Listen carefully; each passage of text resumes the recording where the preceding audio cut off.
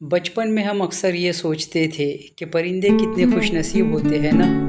हमेशा खुले आसमानों में उड़ते हैं, खुली फ़ज़ाओं में बग़ैर किसी पाबंदी के आसमानों की बुलंदियों में खेलते हैं। जब हम बड़े हुए तो फिर हम सोचने लगे कि अमेरिका और ब्रिटेन के लोग कितनी आज़ाद ज़िंदगी गुजारते हैं। हमारे कल्चर में तो बहुत पाबंदियाँ है भाई।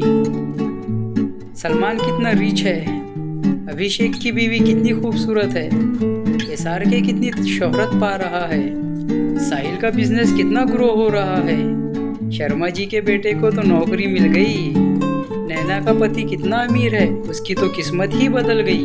के बेशुमार ख्यालात हमारे जहनों में हर रोज़ आते हैं। हम अपने आस पड़ोस के लोगों और उनकी ज़िंदगी को देखते हैं और वो लोग हमें बहुत खुशहाल नज़र आते हैं। फिर हम दूसरों की ज़िंदगी से अपनी ज़िंदगी को कंपेयर करना शुरू कर देते हैं। ऐसा करने से हमें अपने अंदर और अपनी ज़िंदगी में एक एक कमी नज़र आने लगती है।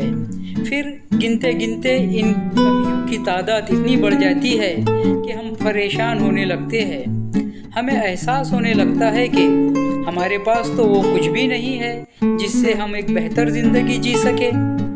इसी तरह की सोच हमें मायूसी, नाउम्मीदी और एहसास कमतरी का शिकार बना देती है, जो धीरे धीरे हमें गहरे डिप्रेशन की तरफ ले जाती है। इसका नतीजा ये होता है कि हम ज़िंदगी में स्टक हो जाते हैं और हमारी पर्सनल लाइफ पर, सेहत पर और हमारी कार्य क्षमता पर इस नाउम्मीदी का गहरा असर होता है। इन हालात में हम वो भी नहीं कर पाते जो हम कर सकते थे। से हम अपनी सेहत और अपनी प्रोडक्टिविटी को ख़राब करने लगते हैं।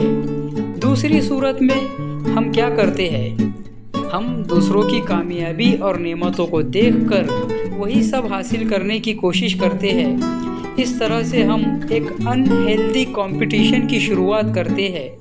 कंपटीशन करने में कोई बुराई नहीं है, लेकिन कंपटीशन उस वक्त बुरा हो जाता है जब वो सही सिमत में ना हो, जब वो प्रॉपरली मैनेज्ड ना हो। इस तरह का रवैया ये एक आम इंसानी नफ्सियात है। हर इंसान अपनी ज़िंदगी में कभी ना कभी दूसरों की नेमतों को देखकर अपने आप से और अपनी नेमतों से कंपेयर करना शुरू कर देता है।